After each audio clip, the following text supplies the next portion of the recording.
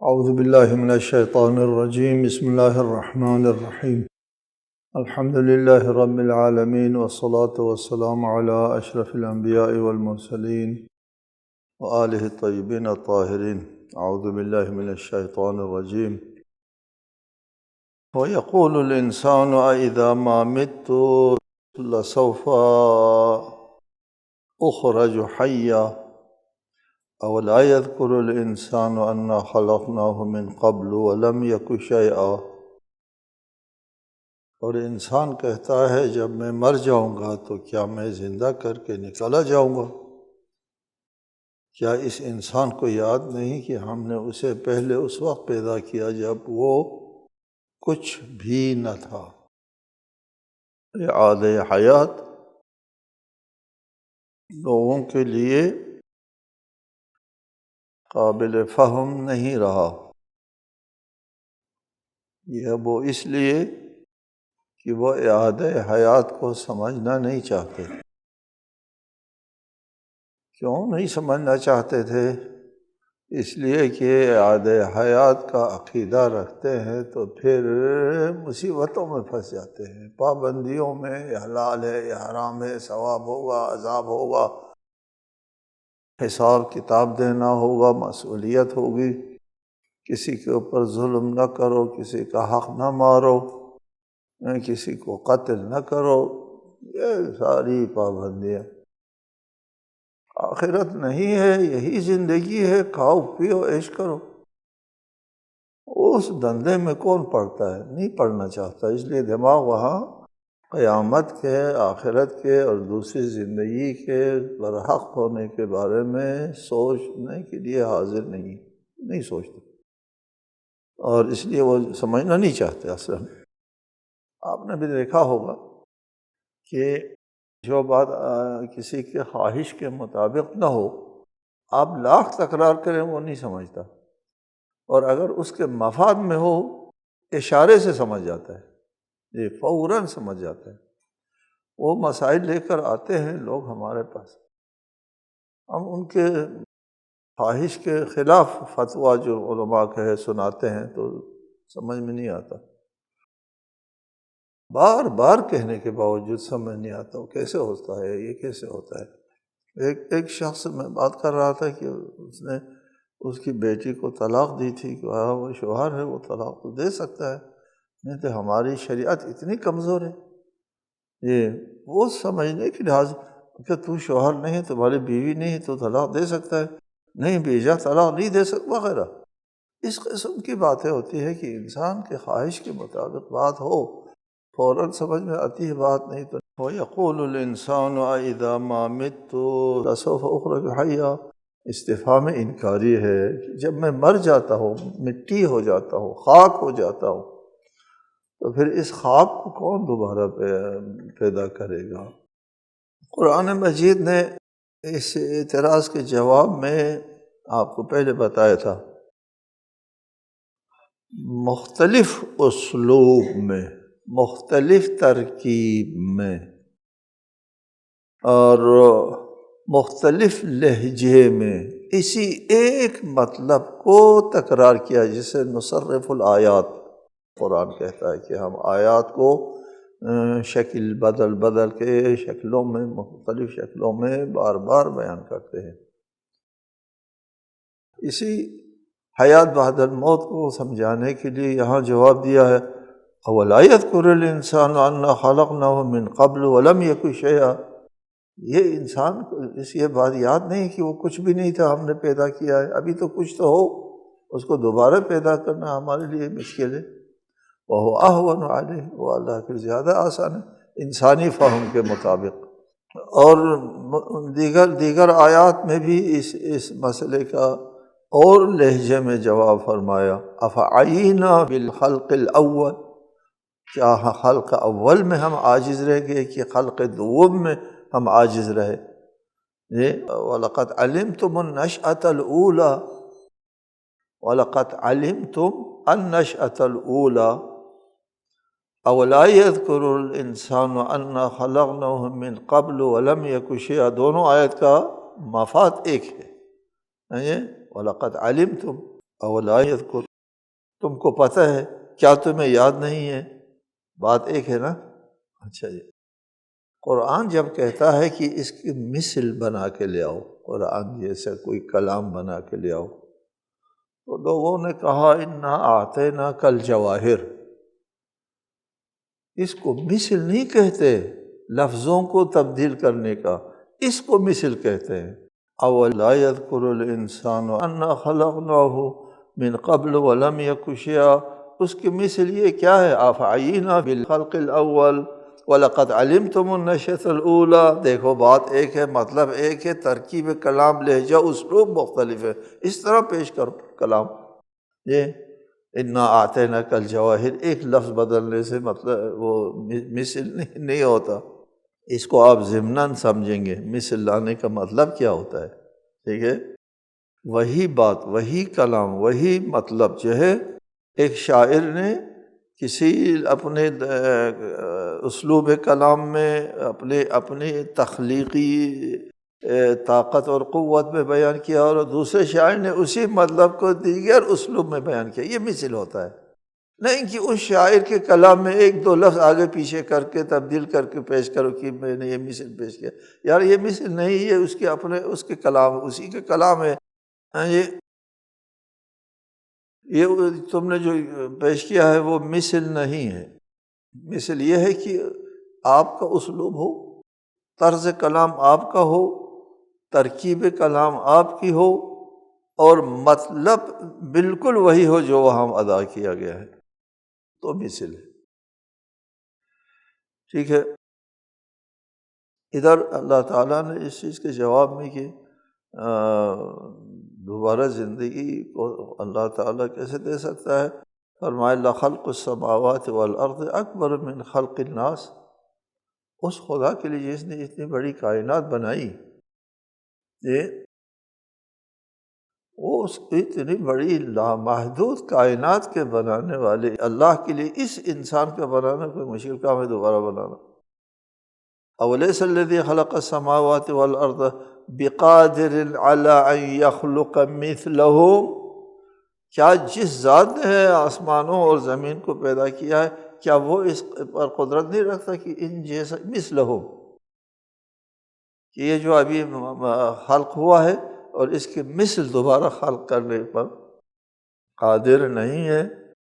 جی، یہاں ایک مسئلہ ذہن میں آتا ہے، کسی نے پیش کیا تھا، وہ مسئلہ یہ ہے، اعادہ معدوم فلسفے میں کہتے ہیں، فلسفے میں کہتے ہیں اعادہ معدوم محال ہے، اعادہ معدوم محال ہے، جو چیز معدوم ہو گئی، نابود ہو گئی، نیستی میں چلی گئی، عیناً وہی چیز دوبارہ وجود میں آنا محال ہے۔ وہ قیامت کے دن دوبارہ ہمارا زندہ ہونا پھر محال ہوا، یہ اعادہ معدوم ہے، ہم لوگ معدوم ہو گئے اور پھر اعادہ ہو گئے۔ اس کے دو جواب ہیں کہ اعادہ معدوم محال ہے، کائنات میں کوئی بھی چیز وجود میں آتی ہے وہ معدوم نہیں ہوتی، یہ ہے نا لاوازیہ کا نظریہ۔ ہاں جی، انسان کو بہت بعد میں سمجھ میں آیا، لاوازیہ کا نظریہ ہے کہ کوئی چیز معدوم نہیں ہوتی، آپ لکڑی کو جلائیں وہ راکھ اور دھواں میں تبدیل ہو جاتے ہیں، اس کے عناصر منتشر ہوں گے، وہ ترکیب جو لکڑی کی شکل میں تھی وہ ترکیب ختم ہو جائے گی، عناصر ختم نہیں ہوتے، کوئی بھی چیز معدوم نہیں ہوتی، ٹھیک ہے جی۔ بس یہ کہنا ہے اعادہ معدوم محال ہے، پہلے آپ معدوم کرو کسی چیز کو، جی کوئی بھی چیز معدوم ہوتی ہی نہیں ہے۔ ایک شخص تھا منکر معاد، پڑھا لکھا آدمی تھا، کہا آپ کے فلسفی نے کہا ہے اعادہ معدوم محال ہے، اس سے میں نے کہا پہلے آپ معدوم کر کے دکھاؤ مجھے، وہ تعجب کر گیا، یہ جواب نہیں تھا نا، وہ معدوم نہیں کر سکتا، کوئی چیز معدوم ہوتی ہی نہیں ہے، پہلے معدوم کرو پھر میں جواب دوں گا، دیکھو کوئی چیز معدوم کر۔ ایک دوسری چیز، اللہ تعالیٰ فرماتا ہے ان یخلق مثلہم، اللہ مثل بناتا ہے، اسے انسان کے مثل بناتا ہے، ہو بہو وہی انسان، مثلہم۔ یہ مثلہم آپ کو پہلے بھی بتایا، کئی بار بتایا کہ ہم اس دنیا میں ہمیشہ ایک چیز نہیں رہتے، مثل میں رہتے ہیں۔ 7 سال میں ہمارا پورا مادی وجود بدل جاتا ہے، ٹھیک ہے؟ بات سمجھ آئی ہے نا آپ کو کہ انسان کا جسم جو ہے وہ مرکب ہے متعدد کھربوں سیل سے، سیل کی عمریں ہوتی ہیں کہ سیل ختم ہو جاتا ہے، اس کی جگہ نیا سیل بنتا ہے۔ خون کا کام ہوتا ہے نیا سیل بنانا، اور جو آپ کھانا کھاتے ہیں اس سے خون بنتا ہے، خون جو ہے وہ سیل بناتا ہے، سیل کی عمر کوتاہ ہوتی ہے، وہ سیل گر جاتا ہے، ختم ہوتا ہے۔ وہ سیل گرنے کے بعد اس کا جو دھواں ہے کاربن آپ کے منہ کے سانس کے ذریعے فضا میں منحل ہو جاتی ہے۔ آپ کا جسم یہ منحل ہوتا رہتا ہے، آپ کا جسم ہمیشہ منحل ہوتا ہے۔ ایک مریض ہوتا ہے کہ اس کا وزن 5 کلو گھٹ جاتا ہے، کہاں سے نکل گیا 5 کلو؟ یہ منہ کے ذریعے نکل گیا، اس کے سیل جو ہے وہ گر گئے، دوبارہ نہیں بنا بیماری کی وجہ سے، اس لیے اس کا وزن گھٹ جاتا ہے۔ بعد میں جب صحت یاب ہو جاتے ہیں، کھانا پینا کھانے لگتا ہے اور خون بنتا ہے اور خون دوبارہ سیل بناتا ہے، وہ صحت مند ہو جاتا ہے، وزن پھر وہی ہوتا ہے، ٹھیک ہے؟ اس طرح 7 سال میں آپ کا پورا مادی وجود بدل جاتا ہے، ٹھیک ہے؟ 7 سال پہلے والے عیناً وہی آپ نہیں ہے، مثل ہے، ٹھیک ہے؟ مادی عنوان سے، مادی طور پر اس کے مثل آپ ہے، وہی چیز نہیں ہے۔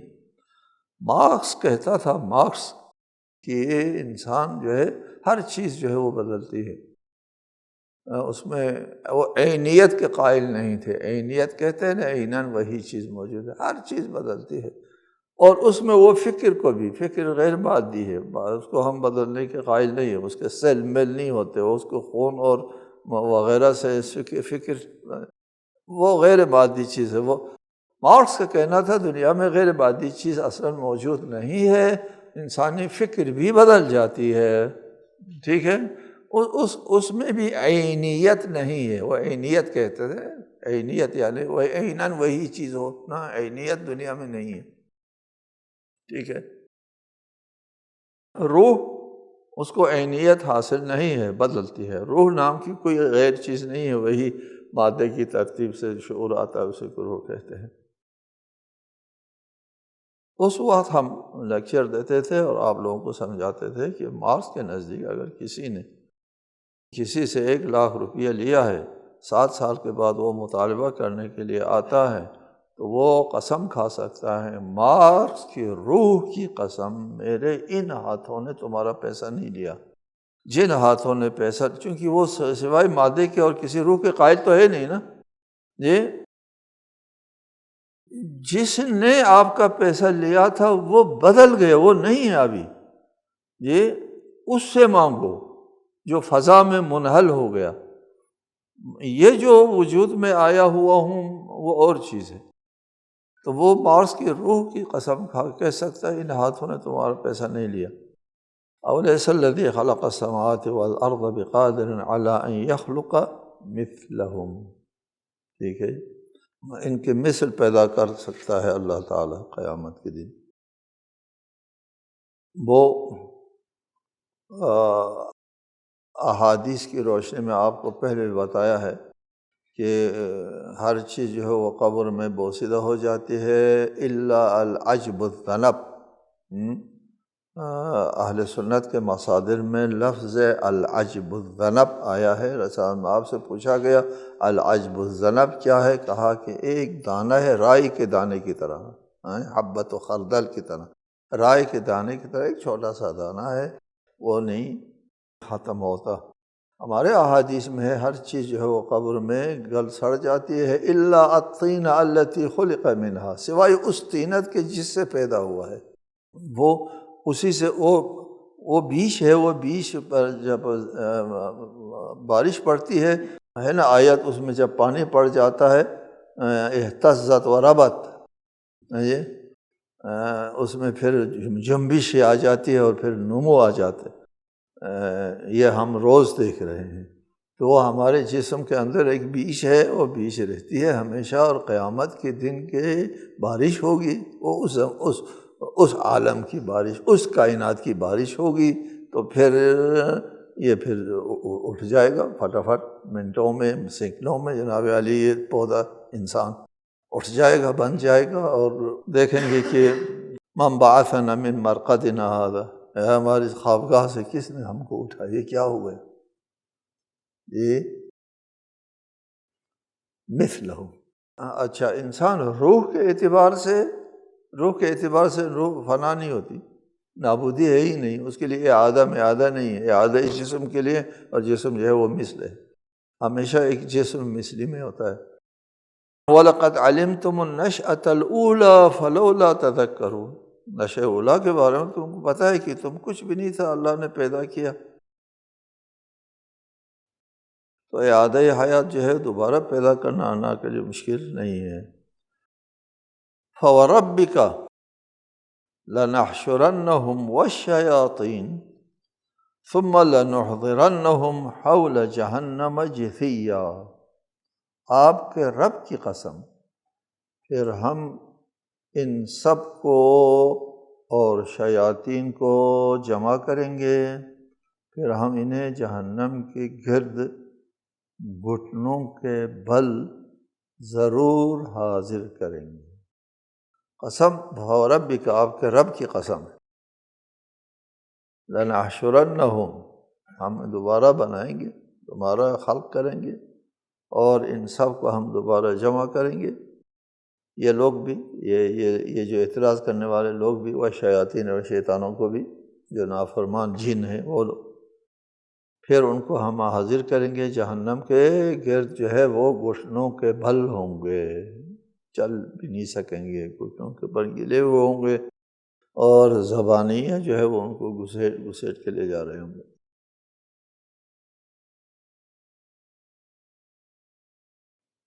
جثیہ، جثی، الجثی جو ہے جثوہ سے ہے، جیم سے واو اس کا مادہ ہے، الجثو، گھٹنوں کے بل، کسی مقدمے میں کسی قاضی کے پاس یا کسی استاد کے پاس گھٹنا ٹیک کر کے بیٹھنا، ہاں جی، ٹھیک ہے۔ حضرت علی کا ایک فرمان ہے، صحاح میں بھی ہے، شیعہ مسائل میں ہے ہی، صحاح میں ہے، اور یہ روایت قابل توجہ ہے، اور لوگ توجہ دینے کے لیے آمادہ نہیں۔ اس میں آپ نے ارشاد فرمایا، انا اول من یجثو بین یدی الرحمن للخصومہ، میں اپنا مقدمہ پیش کرنے کے لیے رحمان کی بارگاہ میں سب سے پہلے دوزانوں ہونے والا ہوں۔ انا اول من یجثو، سب سے پہلے دوزانوں ہونے والا ہوں، اپنا مقدمہ اللہ تعالیٰ کی خدمت میں پیش کرنے کے لیے قیامت کے دن، جب مقدمہ عدالت لگے گی اللہ تعالیٰ کی، اس عدالت میں سب سے پہلے میں اپنا مقدمہ پیش کروں۔ توجہ نہیں دینے کے لیے حاضر لوگ اس چیز کے اوپر، مطلب کیا ہے اس کا، ہاں جی، کیا ہے علی کا مقدمہ، یہ سب سے پہلے علی کو حق ملتا ہے، سب سے اہم مقدمہ علی کا مقدمہ ہے۔ اس کے بعد ارشاد فرمایا کہ ہم ان انسانوں کو بھی اور جنات کو بھی جہنم کے گرد جمع کریں گے،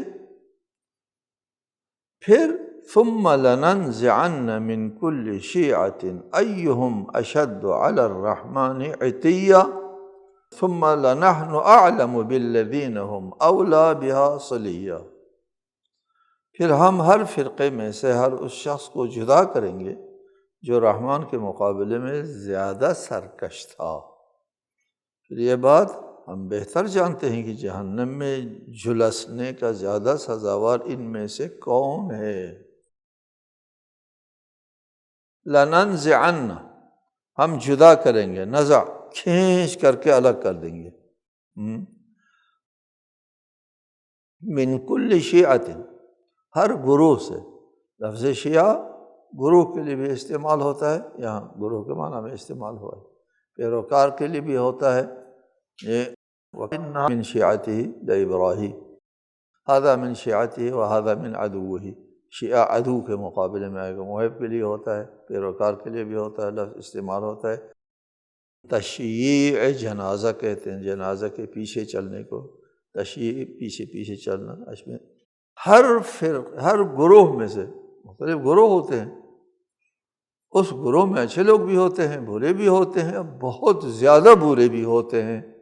ایہم اشد علی الرحمن عتیہ، اس گروہ میں سے جو اللہ تعالیٰ کے زیادہ نافرما ہوں گے، زیادہ سرکش ہوگا، اس کو ہم ادھر کھینچ لائیں گے، جدا کریں گے۔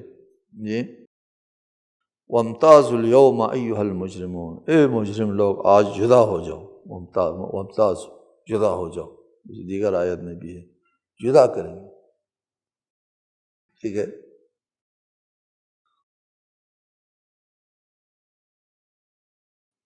ثم لنحن اعلم بالذین هم اولی بها صلیہ، پھر ہم کو پتہ ہے جدا کرنے کے بعد ان میں سے کس کو جہنم کی آگ میں جلسنے کا زیادہ سزاوار، ان میں سے کون ہے۔ صلی کا لفظ یاد رکھو، یہ قرآن فہمی کے لیے ضروری ہے، لغت کا بھی سمجھنا۔ صلی صلیہ سے ہے، الصلیو نصلیہم،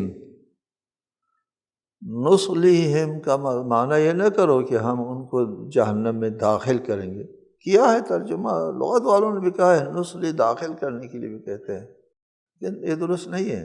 صلی یہ تپانے کو کہتے ہیں، آگ میں تپانے کو صلی کہتے ہیں۔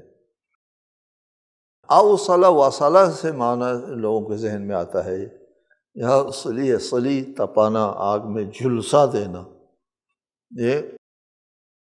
یہ قرآن میں یہ لفظ مختلف شکلوں میں بہت استعمال ہوا ہے، اس کو ذہن میں رکھو۔ نصلیہم، نصلیہم ہم ان کو جھلسا دیں گے آگ میں، تپا دیں گے آگ میں۔ ان کا معنی نہ کرو نوصلہم، ہم ان کو جہنم میں پہنچا دیں گے، داخل کر دیں گے، یہ غلط ہے، نہیں ہے، جہنم میں جھلسا دیں گے۔ داخل کرنے کے لفظ ہے ندخلہم استعمال ہوتا ہے، وہ جدا ہے۔ پھر ہم کو پتہ ہے کہ ان میں سے کون زیادہ عذاب کا مستحق ہے، اللہ کے علم میں ہے کس نے کیا جرم کیا، کیا گناہ کیا، یا زیادہ سرکش ہے، ان کو ہم جدا کر کے جہنم میں ڈال دیتے ہیں۔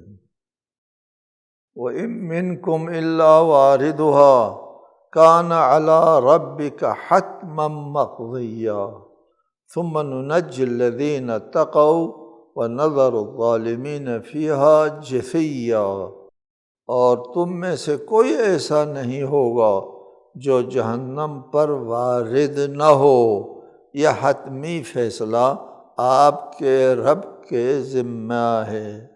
پھر اہل تقوی کو نجات دیں گے اور ظالموں کو اس میں گھٹنوں کے بل پڑا چھوڑ دیں گے۔ جثیہ پھر آیا، جثوا سے ہے، گھٹنوں کے بل۔ وَإِن مِّنكُمْ إِلَّا وَارِدُهَا، ان نافیہ ہے، ان نافیہ، ما و الا، نفی اور الا کے ساتھ جب کلام بنتا ہے تو پھر یہ کس کے لیے ہوتا ہے؟ یہ ہوتا ہے حصر کے لیے، جیسے انما حصر کے لیے ہوتا ہے۔ وَإِن مِّنكُمْ إِلَّا وَارِدُهَا، تم میں ایسا کوئی نہیں ہوگا جو جہنم پر وارد نہ ہو، حصر کوئی نہ ہوگا، سب کو جہنم پر ترجمہ ہم نے کیا ہے، میں نہیں کیا، چونکہ آگے ہم تفسیر کر رہے ہیں، میں کے معنوں میں نہیں کر رہے ہیں، پر کے معنوں میں کر رہے ہیں۔ وَإِن مِّنكُمْ إِلَّا وَارِدُهَا كَانَ عَلَىٰ رَبِّكَ حَتْمًا مَّقْضِيًّا، تم میں سے ایسا کوئی نہیں ہے جو جہنم ایک مرتبہ وارد نہ ہو۔ وارد کس کو کہتے ہیں؟ ورد الماء، پانی کے گھاٹ پر وارد ہونے کو کہتے ہیں۔ ورد الماء، پانی پر، نہ پانی میں، پانی پر وارد ہوتا ہے اور پھر وہاں سے پانی پی کے واپس آتے ہیں۔ ٹھیک ہے جی۔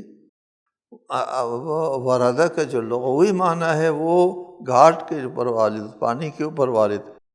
بعد میں توسعہ دیا ہے، ہر جگہ وارد ہونے کو لفظ وارد استعمال کیا، ورد ہے، پھر مدرسے میں وارد ہو گیا، مدرسے میں پانی نہیں ہے، پھر کیوں وارد ہوا؟ توسعہ دیا، ادھر بھی استعمال کیا ہے۔ ورنہ حقیقتاً لفظ وارد جو ہے وہ پانی کے اوپر، یہاں جہنم میں پانی تو ہے نہیں، پھر یہاں توسعہ دیا ہے کہ جہنم پر وارد ہوگا۔ یہ جہنم میں وارد ہونا نہیں ہے، جہنم پر آگے تفصیل ہم بتا دیں گے۔ پہلے اس آیت میں جو تاکیدی جو ادوات استعمال ہوئے ہیں اس کی طرف میں توجہ دلاتا ہوں۔ ایک تو حصر ہے ان و الا کے ساتھ، ٹھیک، کان علی ربک، علی واجب کے لیے آتا ہے، وَلِلَّهِ عَلَى النَّاسِ حِجُّ الْبَيْتِ، ٹھیک ہے۔ اور اللہ پر واجب کون ہوتا ہے جو اللہ پر واجب کرنے والا ہے؟ جی ہم بھی کہتے ہیں کوئی نہیں ہوتا اللہ کے اوپر کوئی چیز واجب کرتا ہے، خود ہوتا ہے، خود اللہ تعالیٰ ہوتا ہے۔ كَتَبَ رَبُّكُمْ عَلَى نَفْسِهِ الرَّحْمَةِ، اللہ نے خود اپنے اوپر واجب کیا ہے، یہاں اللہ خود کہہ رہا ہے نا، کوئی اور واجب کر رہا ہے، اللہ کے ذمہ ڈال رہا ہے۔ کان علی ربک، آپ کے رب پر ہے، یہ آپ کے رب کے اوپر واجب ہے۔ حتماً، حتماً واجب کو کہتے ہیں، حتمی ہے، قابل انحراف نہیں، قابل ترک نہیں، حتمی ہے، یعنی اس کی خلاف ورزی کی گنجائش نہیں ہے، حتمی ہے، ٹھیک ہے۔ مقضیہ، فیصلہ شدہ ہے، نظر ثانی نہیں ہو سکتی۔ کتنی تاکیدات ہے، حصر ان و اللہ کے ساتھ، ایک علی ربک، دو حتماً، تین مقضیاً، چار تاکید ہے۔ اس تاکید کے ساتھ شاید کوئی حکم اللہ تعالیٰ نے بیان کیا ہو، ہماری نظر میں نہیں ہو سکتا ہے۔ اس تاکید کے ساتھ وَإِن مِّنكُمْ إِلَّا وَارِدُهَا كَانَ عَلَى رَبِّكَ حَتْمًا مَقْضِيًّا، اس میں اہم مصلحت ہے، اللہ تعالیٰ کی طرف سے اہم ترین مصلحت ہے کہ سب کو جہنم کے سامنے کیوں پیش کیا جاتا ہے۔ اس آیت کی مزید تشریح ابھی رہ جاتی ہے، آئندہ انشاءاللہ تعالیٰ۔ السلام علیکم۔